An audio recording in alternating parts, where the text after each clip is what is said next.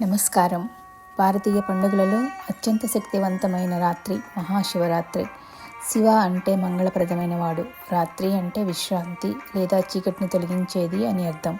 ప్రతి నెల వచ్చే శివరాత్రిని మాస శివరాత్రి అంటారు. కానీ మాఘమాసంలో బహుళ చతుర్దశి నాడు వచ్చే శివరాత్రిని మహాశివరాత్రి అంటారు. మహాశివరాత్రి శివుడికి అత్యంత ప్రీతిపాత్రమైన పండుగగా భక్తులు దీన్ని జరుపుకుంటారు. మహాశివరాత్రి అంటే శివుడు లింగాకారంలో ఆవిర్భవించిన రోజుగా మరియు శివపార్వతుల కళ్యాణం అనగా శివ శక్తి కలయిక జరిగిన రోజుగా పురాణాలు చెప్తున్నాయి. దక్ష ప్రజాపతి కుమార్తె అయిన సతీదేవి తన తండ్రి శివుణ్ణి అవమానించినందుకు సహించలేక యజ్ఞవాటికలో ఆత్మాహుతి చేసుకుంటుంది. దీనివల్ల శివుడు తీవ్రమైన వైరాగ్యంలోకి వెళ్ళి హిమాలయాల్లో ఘోర తపస్సులో మునిగిపోతాడు. సతీదేవి మళ్ళీ హిమవంతుడి పుత్రికగా పార్వతిగా జన్మిస్తుంది. చిన్నప్పటి నుంచే శివుడిపై భక్తి పెంచుకున్న పార్వతి ఆయనే తన భక్త కావాలని కోరుకుంటుంది. కఠిన తపస్సు చేస్తుంది. కానీ శివుడు తపస్సులో ఉండి ఆమెని గమనించాడు. ఆమె నిశ్చల భక్తికి లోకాలు కదిలిపోయాయి. దేవతలు శివుడి తపస్సును భంగం చేసి పార్వతిపై ప్రేమ కలిగేలా చేయడానికి మన్మధుడిని పంపిస్తారు. మన్మధుడు శివుడిపై పూల బాణాన్ని ప్రయోగించగా ఆగ్రహించిన శివుడు తన మూడవ కన్ను తెరిచి మన్మధుడిని భస్మం చేస్తాడు. అయినప్పటికీ పార్వతి తన తపస్సును విరమించదు. పార్వతి ప్రేమ నిజమైనదో కాదో తెలుసుకోవడానికి శివుడు ఆమెను పరీక్షించదలిచి ఒక ముసలి వటువు అనగా బ్రాహ్మణుడి రూపంలో ఆమె దగ్గరికి వస్తాడు. ఆ శ్మశానవాసి పాములు ధరించేవాడు నీకు భర్తగా ఎందుకు, ఆయనలో ఏముంది అని శివుడిని దూషిస్తాడు. పార్వతి ఆగ్రహించి నా శివుడి గురించి నీకేం తెలుసు, ఆయన విశ్వానికే అధిపతి అని సమాధానం ఇస్తుంది.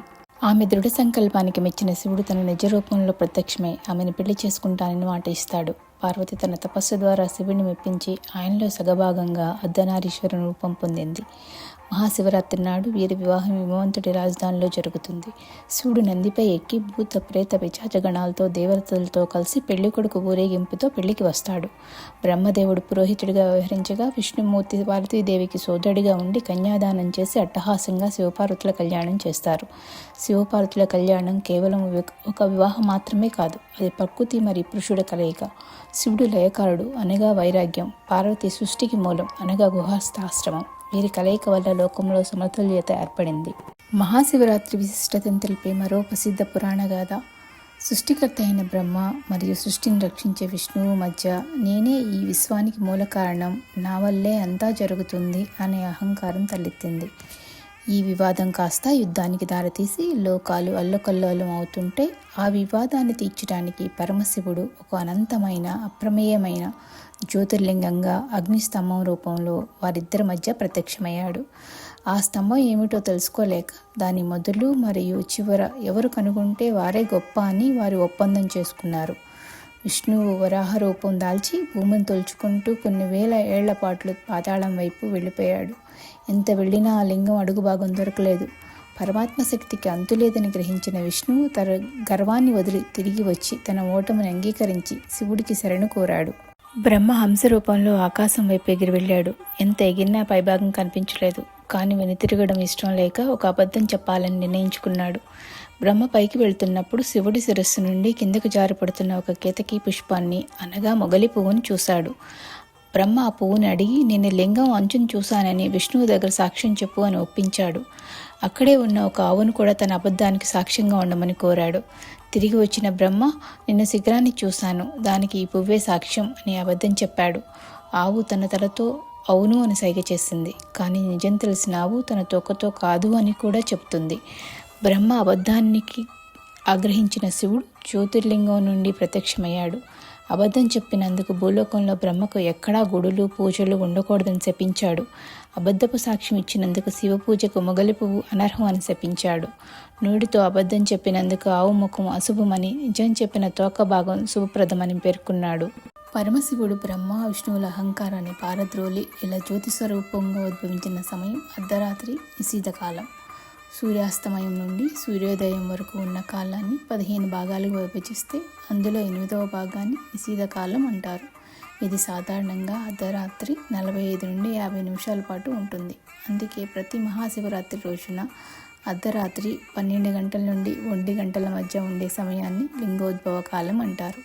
ఈ సమయంలో శివుడికి అభిషేకం చేస్తే కోటి జన్మల పుణ్యం లభిస్తుందని, మనలోని అహంకారం అనే చీకటి తొలగి జ్ఞానం అనే వెలుగు వస్తుందని భక్తుల విశ్వాసం. మరో ప్రసిద్ధమైన పురాణ కథ ప్రకారం లోక కళ్యాణం కోసం దేవతలు అసురులు కలిసి పాలకడల్ని మదించినప్పుడు అతి భయంకరమైన ఆలాహలం పుట్టింది. ఆ విషయం లోకాల్ని దహిస్తుంటే అందరూ వెళ్ళి శివుడిని ప్రార్థించారు.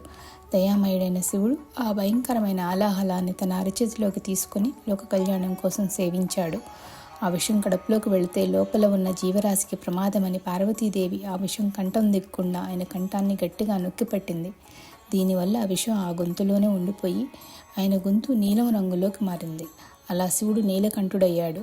విషప్రభావం వల్ల శివుడికి విపరీతమైన వేడి కలిగింది. ఆ వేడిని తగ్గించడానికి దేవతలు రాత్రంతా ఆయనకు అభిషేకాలు చేస్తూ ఆయన నిద్రపోకుండా పాటలతో, భజనలతో, నాట్యాలతో జాగరణ చేసి మేల్కొల్పారు. అలా శివుడు లోకాలను కాపాడిన ఆ రాత్రి మహాశివరాత్రి జాగరణ రాత్రిగా మారింది. శాస్త్రీయంగా చెప్పాలంటే ఈ ప్రత్యేకమైన మాఘ బహుళ చతుర్దశి రోజున సూర్యుడు, చంద్రుడు మరియు భూమి ఒక నిర్దిష్ట కోణంలో అమరి ఉంటారు. అంటే ప్రతి ఏటా మహాశివరాత్రి నాడు చంద్రుడు భూమికి సూర్యుడికి మధ్య దాదాపుగా ఒకే సరళ రేఖలోకి వస్తాడు. ఈ సమయంలో చంద్రుడి శక్తి 95% పైగా క్షీణించి ఉంటుంది. భూమిపై చంద్రుడి గురుత్వాకర్షణ ప్రభావం ఇతర రోజులతో పోలిస్తే చాలా భిన్నంగా ఒక రకమైన నిశ్చల స్థితిలో ఉంటుంది. అర్ధరాత్రి లింగోద్భవ కాలం సమయంలో సూర్యుడు భూమికి సరిగ్గా అవతలి వైపు 180 డిగ్రీల కోణంలో ఉంటాడు. ఈ స్థితిలో సూర్యుడు, భూమి మరియు చంద్రుడి మధ్య ఉండే అయస్కాంతాల శక్తి సమతుల్యత వల్ల మానవ శరీరంలోని వెన్నెముక గుండా విద్యుత్ ప్రవాహం మెదడు వైపు వేగంగా ప్రవహించడానికి వీలవుతుంది. క్లుప్తంగా ఈ రాత్రి సూర్యుడు, చంద్రుడు, భూమి అమరిక వల్ల కలిగే గురుత్వాకర్షణ మార్పుల వల్ల మన శరీరంలోని శక్తి సహజంగానే కింది నుండి పైకి ప్రవహిస్తుందని, అందుకే రాత్రంతా వెన్నెముక నిటారుగా ఉంచి జాగరణ చేయడం వల్ల ఆ శక్తిని మనం పొందగలుగుతామని ప్రసిద్ధి. జ్యోతిష్శాస్త్ర ప్రకారం చంద్రుడు మనస్సుకు కారకుడు. మనస్సును అదుపు చేసే చంద్రుడు అమావాస్య ముందు రోజు అయిన చతుర్దశి నాడు చాలా బలహీనంగా ఉంటాడు. మహాశివరాత్రి రాత్రి సూర్యుడు మరియు చంద్రుడు ఒకే రాశిలో అంటే కుంభరాశిలో కలిసి ఉంటారు. ఈ కలయిక వల్ల చంద్రుడి ప్రభావం తగ్గిపోతుంది. అంటే మనసు తన శక్తిని కోల్పోయి శూన్యమవుతుంది. అప్పుడే మనిషి పరమాత్మ వైపు మొగ్గు చూపుతాడు. చంచలమైన మనసును అంటే చంద్రుని అదుపు చేసి దాన్ని తన శిరస్సుపై ధరించిన వాడు శివుడు. అందుకే మనస్సుపై నియంత్రణతో లయమయ్యే ఈ సమయంలో శివుణ్ణి ఆరాధించటం వల్ల మోక్షం లభిస్తుందని మరియు జన్మల పాపాలు తొలగిపోతాయని భక్తుల విశ్వాసం. ఈ విధంగా ఈరోజు చేసే జాగరణకు గొప్ప ఆధ్యాత్మిక మరియు శారీరక ప్రయోజనాలు ఉంటాయని భక్తులు నమ్ముతారు. మహాశివరాత్రి రోజు ఉపవాసం ఉండడం అంటే దైవానికి సమీపంగా ఉండడం. అంటే దగ్గర, వాసం అంటే ఉండడం. మనం ఆహారం తీసుకున్నప్పుడు మన ప్రాణశక్తి జీర్ణక్రియపై దృష్టి పెడుతుంది. ఆహారం మానేసినప్పుడు ఆ శక్తి అంతర్గత శుద్ధికి మరియు ఆధ్యాత్మిక చింతనకు మళ్ళుతుంది.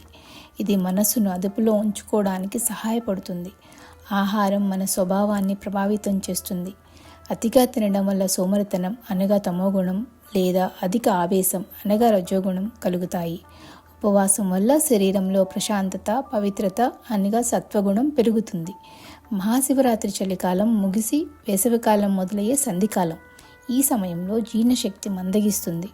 ఒకరోజు ఉపవాసం ఉండడం వల్ల శరీరంలోని విషతుల్యాలు బయటకు వెళ్ళిపోయి వ్యవస్థ అంతా శుద్ధి అవుతుంది. దీనివల్ల రాబోయే వేసవిని తట్టుకునే శక్తి శరీరానికి లభిస్తుంది. యోగశాస్త్రం ప్రకారం శివరాత్రి రోజున భూమి యొక్క ఉత్తరార్ధగోళంలో గ్రహాల స్థితి వల్ల మానవ శరీరంలో సహజంగా శక్తి పైకి ప్రవహిస్తుంది.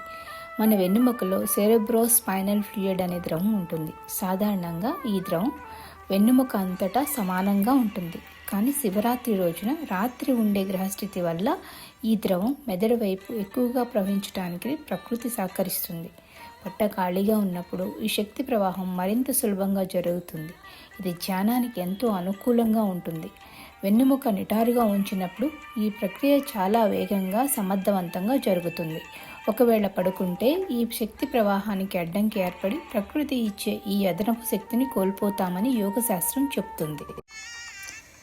ఈ విధంగా శివరాత్రిని కేవలం ఆచారంగా కాకుండా ఆ శివుని తత్వాన్ని అర్థం చేసుకుంటూ జరుపుకుందాం.